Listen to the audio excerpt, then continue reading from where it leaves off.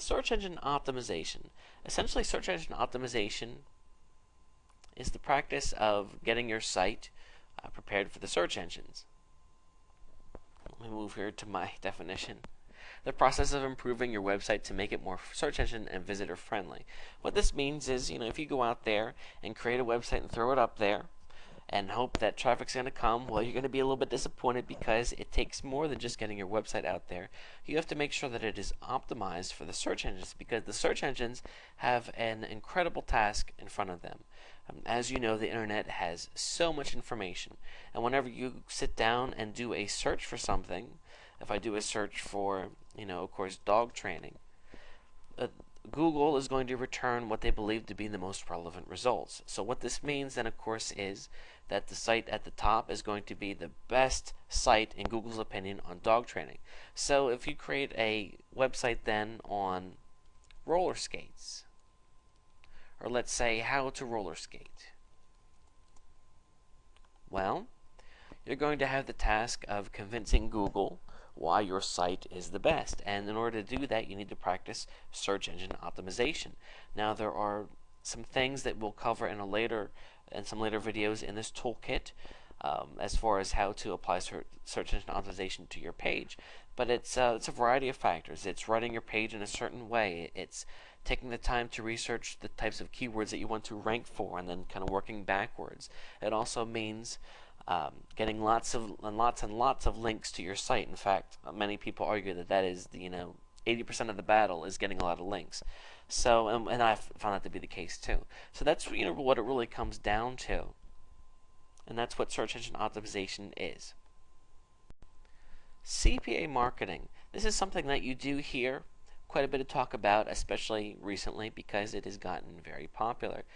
CPA marketing is basically when you get paid per action.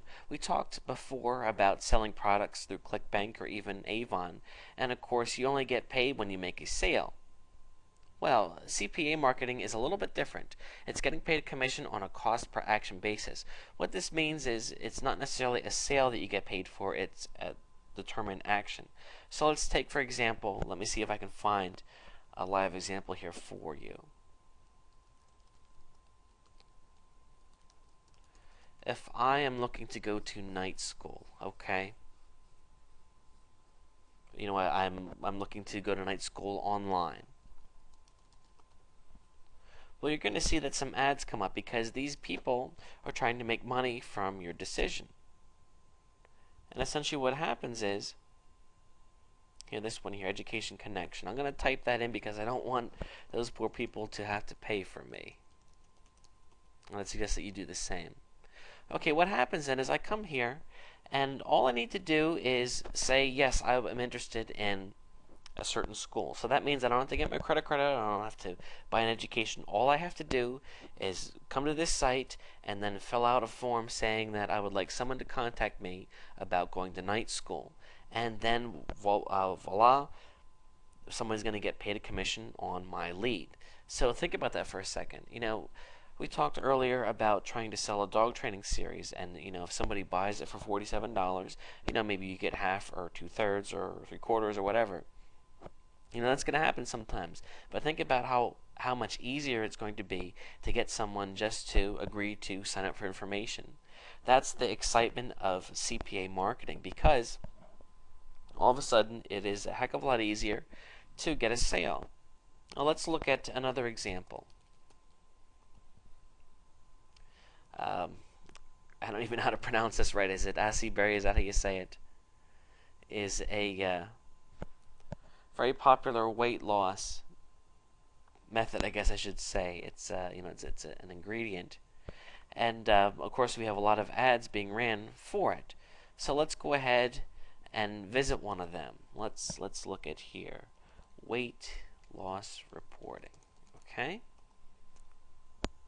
What this person is doing here is they are trying to get somebody to sign up for a free trial of this weight loss program. So you can see here that all you have to do is pay for shipping. So again, what happens here is, rather than having to sell, if you were just selling the product outright, it could cost $60.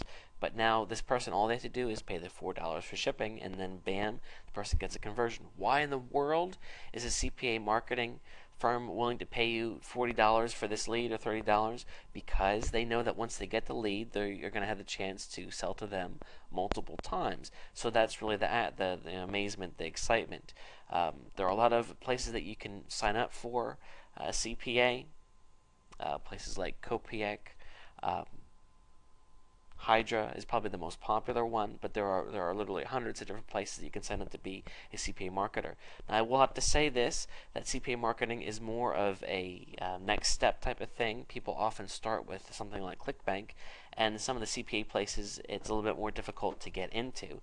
But still, CPA marketing really works out well, and I would suggest that maybe you start with something like ClickBank.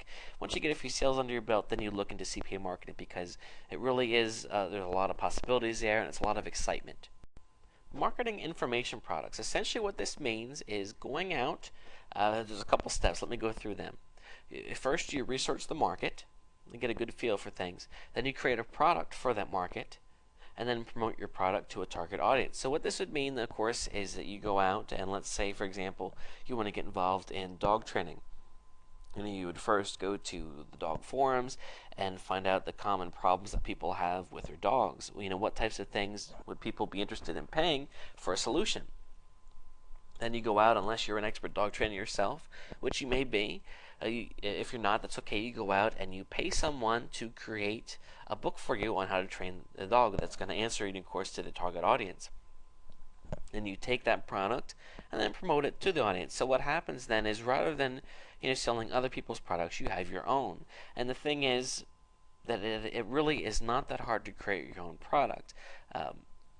In the past, creating your own magazine, your own book, or whatever, there were immense costs associated with it. Whereas with the internet, thank goodness for the internet, you can sit down and with free software, you can create your own book and publish it to a PDF, and start selling it over a weekend, which is just insane. So again, you want to follow these steps, and you're going to see a lot of people talking about the power of making your own products, because of course you get 100% of the profits, and there's good reasons for that too.